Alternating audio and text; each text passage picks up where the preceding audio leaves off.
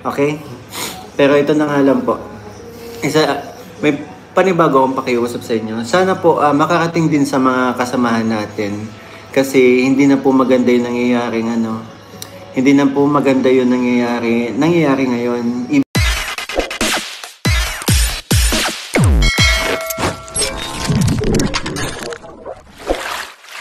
Okay guys, isang mapagpalang umaga, tanghali, gabi po sa inyo lahat. Sana po ang lahat ay nasa mabuting kalagayan at ligtas po sa anumang kapahamakan sa anumang paidako ng mundo naroroon. Ako pumuli ang inyong lingkod, Maestro 21 TV, at sa ating video ngayon na araw na ito mga kalingap ay pag-usapan nga natin itong pakiusap daw po ni Mikoy. Okay, alam niyo mga kalingap, ang isa po sa mga tandem, isa po sa mga love team po natin ay na ito ay talaga naman pong suportado po siya ng ating mga kalingap viewers, kalingap supporters. Okay?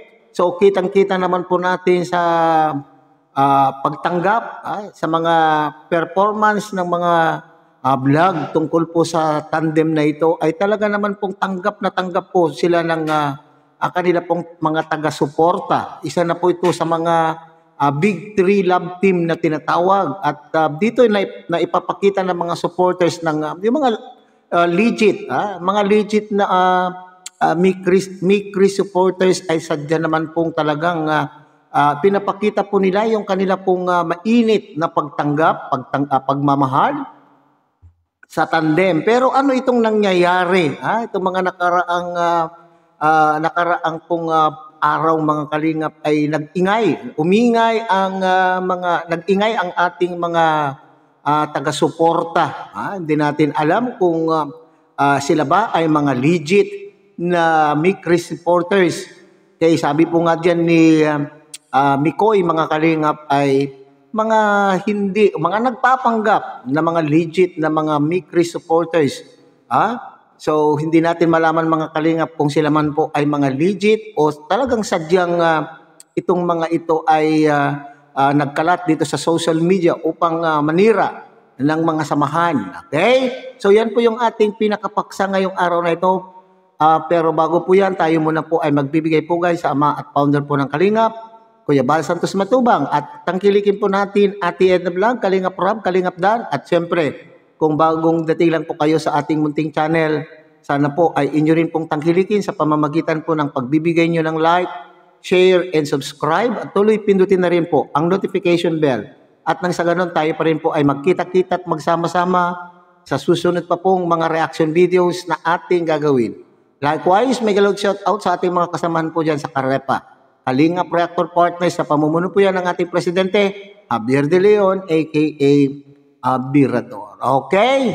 So, pag-usapan po nga natin ang pangyayari ito sa mga Mikris supporters, mga kalingap. Pero bago po yan, sabay-sabay muna natin panuorin ang isang maikling video clip na ating kinuha po sa live po ni Mikoy. Okay? Panuorin po natin mga kalingap. Okay? Pero ito na nga lang po. May panibago akong pakiusap sa inyo. Sana po makarating din sa mga kasamahan natin. Kasi hindi na po maganda yung Hindi na po maganda yung nangyayari ngayon. Even si Kalinga Prab, pwede ko ba sabihin? Oo. Even si Kalinga Prab po, sa nangyayari ay napanghihinaan na po. Sa nangyayari, nagkakagulo na po. Tulad nito, itong premiere ni Julian, na dapat sana masaya ang comment, masaya ang lahat. Ang nangyayari, nagbabangayan. Ang magkakabilang grupo, 'di ba? Humihiling ako sana kung nandun na kasi yun given na yun may mga basher talaga tayo may mga basher talaga tayo nagpapanggap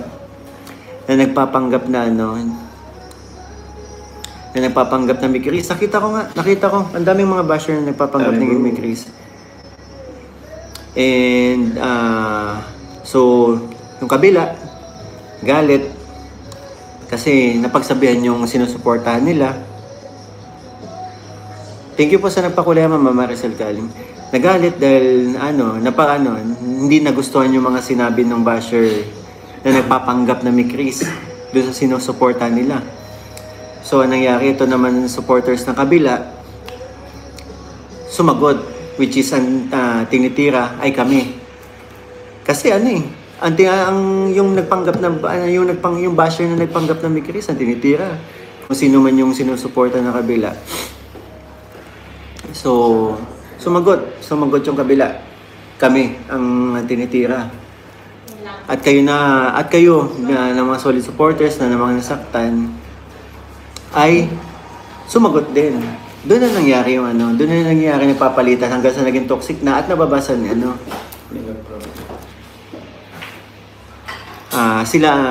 ito po hindi ko nilalahat Alam ko naman din yung mga para lang din po to sa mga para lang din to sa mga sa mga nandoon na siguro yung mga nandito na sumagot dun sa pakikipag paano bang term nun? Yung nakipagsagutan po sa kabilang grupo. Nakipagdiskusyonan. Hindi na po maganda nangyayari. Lumalala na po. Na dapat ay yung hinahangad po namin na suporta, nagpagkakaisa, ay lalong lumalayo sa katotohanan. Sa totoo lang po. Nakakalungkot. Kahit si Kalinga Prab po ay nawawala na ng gana. Nawawala na po ng gana sa nangyayari po. Sana huwag ito magtuloy-tuloy kasi baka biglang baka sa sobrang pagkadismaya ni Kalinga Prab ay makapag-desisyon siya na hindi magustuhan po ng mga sumusuporta. Halimbawa, itigil muna ang love team. 'Di ba? Halimbawa lang naman, hindi ko naman sinabing Okay, so yan na mga kalingap. So alam po natin na kapag ang isang grupo o isang team ay lumalaki ay nagkakaroon din po ng hindi pagkakaunawaan, nagkakaroon po ng hidwaan. Okay, so hindi din po nakaligtas po ito sa Mikris tandem mga kalingap. Okay? So nangyari po yan doon po sa naging premiere. Doon sa naging premiere po ng 18th birthday po ni Julian. At siguro yung mga nakasaksi, yung mga nandun po na mga Kalingap supporters, kung kayo man po ay sa ibang love team na sumusuporta, alam ko ay alam po ninyo itong pangyayaring itong mga Kalingap. At pati rin po yung yung palaro yung palaro na nagyakapan daw po ay naging kontrobersyal. Nako, ano ba yan? Nako po. Okay, so tama po yung pakiusap po ni Mikoy, Kalingap Mikoy. Kaya bagamat sinasabi po niya dyan na kailangan po ng mga love team ng supporters. Ang layunin po ng pagkakaroon po ng love team ay yung pangunahing layunin ay upang masuportahan po yung beneficiary. Lalong-lalo na po yung sa beneficiary mga Kalingap. Kaya nga po ay gumawa si Kalingap Rab ng love team dahil para doon po sa beneficiary. Not so much doon sa love team. Kasi alam po naman natin na hindi beneficiary po yung love team. Pero naaambunan din ng pagmamahal ng ating mga taga-suporta. So yun ang masakit po dito. Ginawa ang tandem na yan upang mabigyan po tayo ng entertainment at the same time ay makakuha po ng suporta po itong si Krista. So dito sinasabi na ang kaisipan o ang pagkakaano ni Mikoy dito mga Kalingap ay yung daw pong mga toxic, naku po, word in YouTube nowadays is the word toxic. Bakit nagkakaroon po ng mga toxic na supporters at hinala po ni Mikoy mga Kalingap na ito daw po ay hindi mga legit, baka lang daw po nagpapanggap na mga Mikris supporters at mayroon po silang ibang sinusuportahan upang sa ganun ang layunin po nila ay paglaban-labanin. Ito po yung hindi maganda mga Kalingap. Talagang ang hindi maganda po dito ay pinagsasabong. Pinagsasabong ang mga Kalingap angels. Pinagkukumpara. Alam po natin may kanya-kanya pong katangian ng bawat Kalingap Angel, ha? Iba-iba po sila ng katangian, iba-iba rin po sila ng talento, at doon sa ating pagtingin naman, mayroon po naman po tayong kanya-kanyang pagtingin. Ha? Yung mga gaganda para sa akin ay maaaring hindi din maganda para sa inyo. So, kung kayo po ay sumusuporta sa isang love team, ay itodo na po ninyo yung suporta. At wag nang pakialaman pa po yung mga iba pong angels o mga love team. Hindi po ba mga kalingap?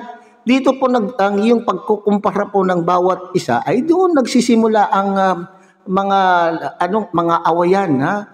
Hindi po pwedeng sabihin po niyo ay si Krista ang pinakasikat sa ngayong araw ay sa ngayong panahon, no? Pinagdaanan din po 'yan ng iba pong mga kalingap angels po natin, ha? Alalahanin po ninyo na itong itong May Chris tandem ay bagong-bago, ha? Bagong-bago, pero yung sinasabi niyong sikat na sikat, pinagdaanan na po yan ng iba po nating Kalingap Angel. So tama po yung pakiusap po ni Mikoy, mga Kalingap. Na sana naman po ay kung kayo po ay sumusuporta sa kanila, ay sumuporta lang po. Ha? At anyway, lahat po sana, dinadalangin po, ipinapakiusap po ni Kalingap Rob na kung tayo po ay tunay na kalingap, ay lahat dapat ay tinatangkilik natin. Ngayon, kung hindi ninyo gusto yung iba, manahimik na lamang at doon na lang po kayo mag-focus doon sa inyo pong sinusuportahan. Okay? So, pati na nga ba, so nagdaan po mga vlog, mga kalingap, ay napag-alaman po natin, naobserbahan po natin na ito, pati nga po itong si Kalingap Rob ay nai-stress na. Apektado na rin po itong si Kalingap Rob dahil sa mga pangyayari sa mga angels. Ha? Huwag nang mag-away-away. Ha? So sabi ko nga mag-focus. Okay. Yung sinasabi po ni Mikoy, mga kalingap, na ito daw pong mga nakakapag-komento ng hindi maganda laban. Ha? Laban po sa mga ibang love team. Ang sinasabi po ni Mikoy dito, mga kalingap, ay baka hindi naman po legit, ha? Baka mga nagpapanggap daw po ng May Chris. So, ito naman po yung aking saloobin dito tungkol diyan, mga kalingap. Ay, hindi natin po wawalain yung probability, ha? Yung probability na maaaring legit din po silang mga May Chris supporters. Pero sadya lang po siguro, ha? Sadya lang po sigurong may nakikita sila at alam po naman natin, iba-iba po tayo ng pananaw. Ang gusto lang po nila siguro mangibabaw ay itong kanila pong sinusuportaan at hindi din po natin iwawala yung posibilidad. Yung siyempre yung posibilidad na tama rin po itong si Mikoy na maaaring ito po ay nagpapanggap upang sa ganon ay sa layunin, pagsabong-sabungin nga itong mga supporters. Pero hindi ito healthy, mga kalingap. Hindi na po healthy yung ganitong kayo na kalingap nandito sa loob ng kalingap ay nag-aaway. Kaya nga sinasabi natin, one kalingap, one family. Bakit kayo ang nagbabangayan? Hindi na po healthy itong mga nangyayaring ito, mga kalingap. Sabi ko nga, kung talagang kayo po ay sumusuporta sa inyo pong sinusuportahan, mag-focus na lamang po kayo doon sa sinusuportahan ninyo. Kung mayroon man kayo ayaw na mga tandem o mga love team, manahimik na lamang at mag-focus doon sa love team na inyo pong sinusuportahan. Anyway, ang sabi nga, layunin po natin dito, layunin po ng love team ay upang mabigyan po ng sponsor ang beneficiary. Hindi yung layunin na kayo po ay nagmamataasan, nagtataasan ng ere kung sino yung pinakamagaling, sino yung pinakamaganda, sino yung pinakamakinis, sino yung malalabanos, malasutla ang mga kutis. Hindi na yung pinag-uusapan dito, mga kalingap. Okay, kung maganda, kung sa inyong palagay ay pinakamaganda po yung sinusuportahan nyo, nasa inyo na po yan. Sabi ko nga kanina ay kanya-kanya tayong paningin. Ang bawat isa ay may bigay ng Panginoon na talino at talento. hindi po natin pwedeng ikumpara. Kung hindi maiwasan ang pagkukumpara, mga kalingap, sa isipan na lamang po natin. Isipin na lamang po natin na nandito tayo sa kalingap, kayo po ay nandyan, sumusuporta sa kanila upang sa ganon ay matulungan. Alam po naman ninyo na charity ang kalingap. Matulungan po yung beneficiary. Huwag nang mag-away-away. Hindi po ba? So kaya nga sinasabi, popular na overuse na ngayon po yung salitang toxic. Mga toxic na walang mga toxic na supporters na walang magawang maganda. Nagpaikot-ikot sa iba't ibang live, mga iba't ibang love team upang pagsabungin at magsabog ng paninira sa mga love team. So sana tugunan yung panawagan po ng inyo pong iniidolo. Kung kayo po ay kung talagang kayo po ay lehitimong supporter po ng Mikris, pakinggan po ninyo yung pakiusap po ng inyo pong iniidolong Kalingap Mikoy. Sabi po niya, wag na. Sana ay walang ganitong mga pangyayari. Okay? So hanggang dyan muna tayo mga kalingap. Muli, tangkilikin po natin Kuya Bal Santos Matubang, Ate Edna Vlog, Kalingap Rab, Kalingap Dan, at muli pinapakiusapan po kayo ng inyong pong lingkod na sana po naman ay tulungan niyo po ang munting channel na ito sa pamamagitan po ng inyong pagbibigay ng like, share, and subscribe, at tuloy pindutin na rin po ang notification bell at nang sa ganon, tayo pa rin po ay magkita-kita at magsama-sama sa susunod pa pong mga reaction videos na ating gagawin. Muli, isang mapagpalang umaga, tanghali, gabi po sa inyo lahat. Mabuhay po kayo at God bless everyone.